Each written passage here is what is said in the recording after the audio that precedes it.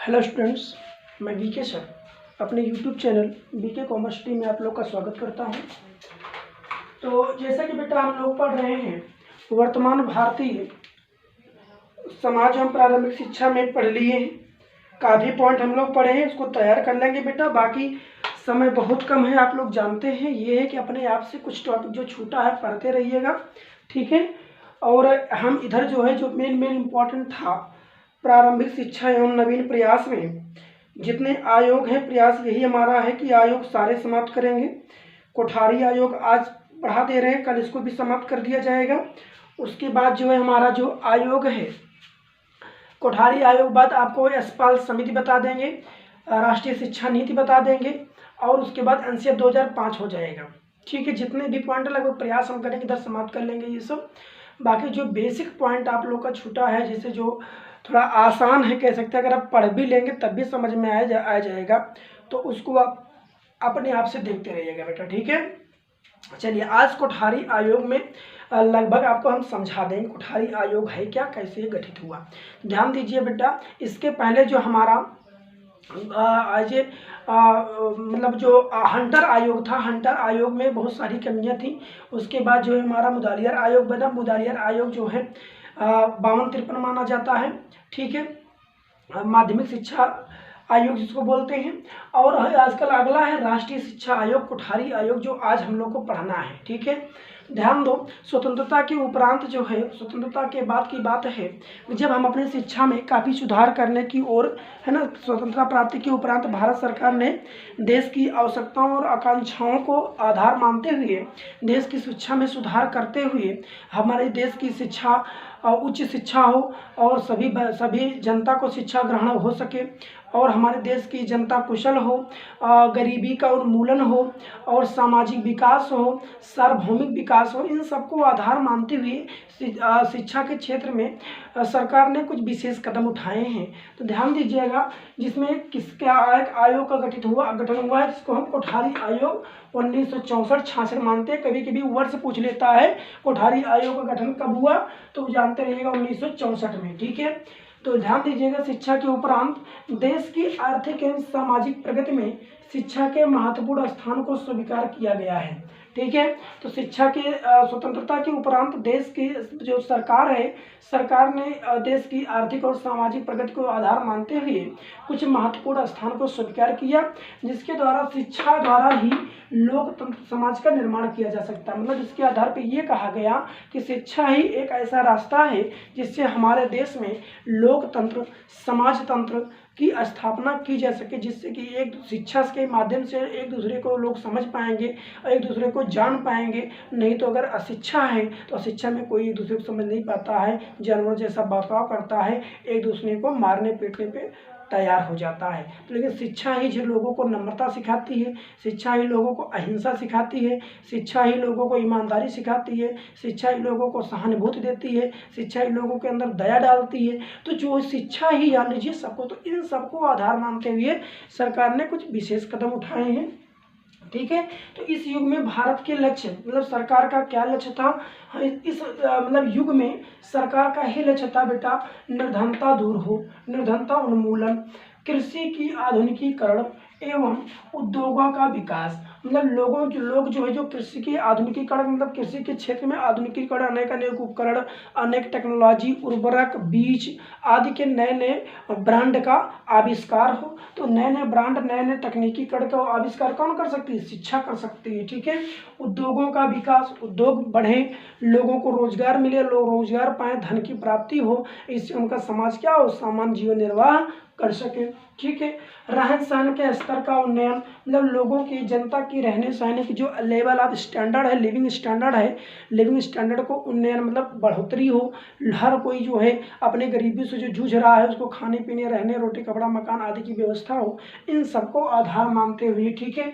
और आधुनिक विज्ञान एवं प्रौद्योगिकी का प्रयोग, मतलब हमारी इस वर्तमान में जो आधुनिकीकरण है, मॉडर्न युग है, मॉडर्न युग में लोगों को क्या चाहिए, लोग किसके प्रति आगे बढ़ रहे हैं, क्या चाहते हैं, उनके उस उद्देश्यों की पूर्ति के लिए विज्ञान और प्रौद्योगिकी मतलब कुछ टेक्नोलॉजी तकनीकी का प्रयोग किया जाना चाहिए, ठीक है। और समाजवादी ढंग से समाज की स्थापना। समाजवादी ढंग से समाज की स्थापना का मतलब ये हुआ कि जो समाजवादी है वहाँ पर सभी लोगों को एक समान देखा जाए और हर वहाँ पर सरकार द्वारा विनियोग किया जाए, सरकार द्वारा लगाए गए धन को सार्वभौमिक रूप से उपयोग किया जाए और जितने भी संस्थाएं खोल रखी सरकार ने हर किसी को वहाँ पर जाने आने का अधिकार दिया जाए। तो इस तरह से जो है समाजवादी ढंग से समाज की स्थापना की गई। और हाँ, क्या रखा गया अभी 14 वर्ष तक बालकों के निःशुल्क एवं अनिवार्य शिक्षा, मतलब 14 वर्ष तक ये भी बात की गई शिक्षा का सार्वभौमिकरण लाया जाए, मतलब हमारे देश की चाहे बालक हो चाहे बालिका हो उन सभी को शिक्षा के क्षेत्र में उन्नत की ओर बढ़ाया जाए और 14 वर्ष तक के सभी बालक बालिकाओं को निःशुल्क एवं अनिवार्य शिक्षा की बात कही गई है। ठीक है, तो निःशुल्क एवं अनिवार्य शिक्षा दिया जाना चाहिए। तो इस तरह से कह सकते हैं भारत सरकार ने हमारे देश की समृद्धि और विकास के लिए कुछ नए तरीके से शिक्षा के क्षेत्र में काफ़ी परिवर्तन किया है। तो इस तरह से भारत सरकार ने 14 जुलाई, ध्यान दीजिएगा, 14 जुलाई सन 1964 के प्रस्ताव में विश्वविद्यालय अनुदान आयोग के अध्यक्ष है। ठीक है, मतलब अनुदान आयोग अध्यक्ष प्रोफेसर DS कोठारी, ध्यान दीजिएगा 14 जुलाई सन 1964 के प्रस्ताव में विश्वविद्यालय अनुदान आयोग की अध्यक्षता किसकी थी बेटा? प्रोफेसर DS कोठारी की थी। प्रोफेसर DS कोठारी की अध्यक्षता में शिक्षा आयोग की नियुक्ति की गई, शिक्षा आयोग की नियुक्ति की घोषणा की। ठीक है, इन्हीं के नाम से DS कोठारी के नाम से इस आयोग को कोठारी आयोग के नाम से जाना जाता है, कोठारी आयोग कहा जाता है। तो ध्यान दीजिएगा, विश्वविद्यालय अनुदान आयोग के अध्यक्ष कौन थे? प्रोफेसर DS कोठारी थे 1964 में। तो 14 जुलाई को एक प्रस्ताव पारित हुआ 1964 में, किसमें पारित हुआ? विश्वविद्यालय अनुदान आयोग में पारित हुआ और उसकी अध्यक्षता में शिक्षा आयोग की नियुक्ति का गठन हुआ, कि नियुक्ति करने की घोषणा की गई और वो नाम किसका था? DS कोठारी था, इसलिए इसको कोठारी आयोग कहा जाता है। समझ में आ गई बात? तो इस आयोग में ध्यान दो बेटा, आयोग में कुल 17 सदस्य थे। क्वेश्चन पूछा जाता है कोठारी आयोग में कितने सदस्यों ने भाग लिया था? तो 17 सदस्यों ने भाग लिया था। ठीक है, जिनमें से 6 अन्य देशों के शिक्षा विशेषज्ञ थे, मतलब जिनमें से 17 में से 11 अपने भारत के थे और 6 ऐसे विशेषज्ञ थे जो अन्य देशों से अन्य विषयों से शामिल हुए थे। ठीक है, तो पूछा जाएगा कितने सदस्य बाहर से थे? तो 6 सदस्य बाहर से लाए गए थे।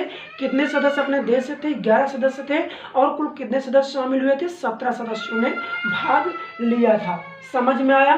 तो राष्ट्रीय उत्थान में शिक्षा को एक महत्वपूर्ण साधन के रूप में विकसित करने की दृष्टि से अनेक महत्वपूर्ण इसमें सुझाव दिए गए, मतलब हमारे देश को आगे बढ़ाने के लिए, राष्ट्र के उनमें उन्नति लाने के लिए, गरीबी को दूर करने के लिए, हमारे देश को में समृद्धिशाली देश बनाने के लिए, विकसित देश बनाने के लिए अनेक प्रकार के शिक्षा के क्षेत्र में कदम उठाए गए हैं, जिसमें कुछ उद्देश्यों की बात की गई है। ध्यान दो, कोठारी आयोग ने शिक्षा के राष्ट्रीय उद्योग को माना है। ठीक है, शिक्षा के राष्ट्रीय उद्देश्य में क्या क्या इन्होंने शामिल किया भाई?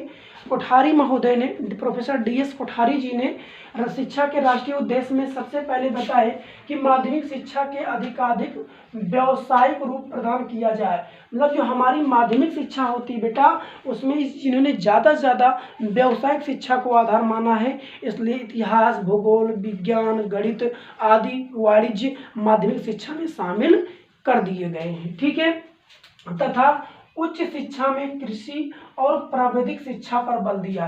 ठीक है, इन्होंने क्या कहा कि उच्च शिक्षा में जो मतलब उच्च शिक्षा में विकास मतलब पाठ्यक्रम की बात बताई इन्होंने, उसमें कहा कृषि और प्राविधिक शिक्षा पर विशेष बल दिया जाना चाहिए। ठीक है, और दूसरा पॉइंट में क्या कहा गया अभी? दूसरा पॉइंट ये कहा गया कि सामाजिक एवं राष्ट्रीय सेवा का अध्ययन अनिवार्य होना चाहिए, मतलब कोई भी पाठ्यक्रम हो, कोई भी कक्षा हो, उसमें सामाजिक और राष्ट्रीय सेवा, मतलब सामाजिक का मतलब लोगों को एक दूसरे के सहयोग करने की भावना, दया, नम्रता, ईमानदारी, मतलब अहिंसा, ठीक है, इस तरह से इन सब का समावेश होना चाहिए, इन सब का अध्ययन होना चाहिए, जिससे कि लोग राष्ट्र के प्रति सेवी बन सके, राष्ट्र के सेवक बन सके और एक दूसरे के मददगार भी बन सके, ठीक है। तो ये दूसरा रिकमेंडेशन है, उद्देश्य है शिक्षा के। तीसरा है प्रजातंत्र की सुदृढ़ता के लिए, प्रजातंत्र की मतलब लोकतंत्र की जो सुदृढ़ता है, मतलब लोकतंत्र के जो लोग हैं सुदृढ़ बन सके, उनपे शैक्षिक स्तर का विकास हो सके, मतलब कोई भी निरक्षर ना हो, सब साक्षर हो, इसके लिए सरकार ने राष्ट्रीय शिक्षा आयोग में कोठारी महोदय जी ने 14 वर्ष तक की आयु तक के बालकों एवं बालिकाओं को निःशुल्क एवं अनिवार्य शिक्षा देने की बात कही है, ठीक है। तो ये रिकमेंडेशन कहाँ की गई है? 14 वर्ष तक के बालक बालिकाओं को निःशुल्क अनिवार्य शिक्षा कोठारी आयोग में रिकमेंडेशन कर दी गई थी, ठीक है। आगे चलकर यह अधिकार राष्ट्रीय शिक्षा अधिकार मतलब RTE, राइट टू एजुकेशन, शिक्षा के अधिकार अधिनियम में पारित किया गया, लागू किया गया।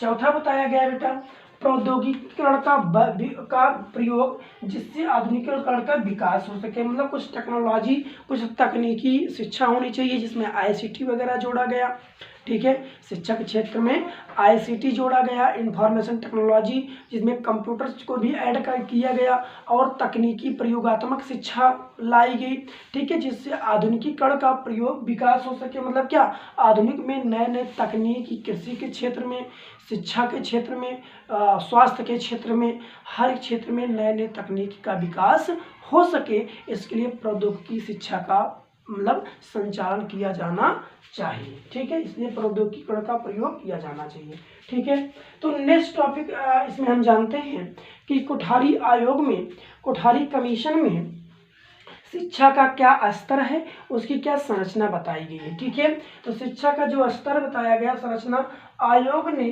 शिक्षा की गुणवत्ता को बढ़ाने के लिए शैक्षिक ढांचे में परिवर्तन करने का सुझाव दिया, ठीक है। तो शैक्षिक ढांचे में आयोग ने कुछ परिवर्तन लाया, जिसमें इस आयोग का रिकमेंडेशन था 10+2+3, ठीक है। पहले क्या था, 5+4+3 था, कुछ अलग था जो मुदालियर आयोग ने दिया था, लेकिन कोठारी आयोग में 10+2+3 का शैक्षिक संरचना थी, जिसमें बताया गया 1 से 3 वर्ष तक पूर्व माध्यमिक शिक्षा होनी चाहिए, ठीक है, और 10 वर्ष तक सामान्य शिक्षा होनी चाहिए, और 2 वर्ष के मतलब 10+2 का मतलब क्या, 10 वर्ष तक ये हो गई, और 10+2 का मतलब 2 वर्ष तक की उच्चतर माध्यमिक शिक्षा होनी चाहिए, तथा प्रथम उपाधि के लिए 2 वर्षीय उच्च शिक्षा रखने का सुझाव दिए, जैसे DLED कराया जा रहा है, B.Ed कराया जा रहा है, ठीक है, ये कहीं ना कहीं कोठारी आयोग का रिकमेंडेशन से ही हुआ है। तो ये इसकी शैक्षिक संरचना थी।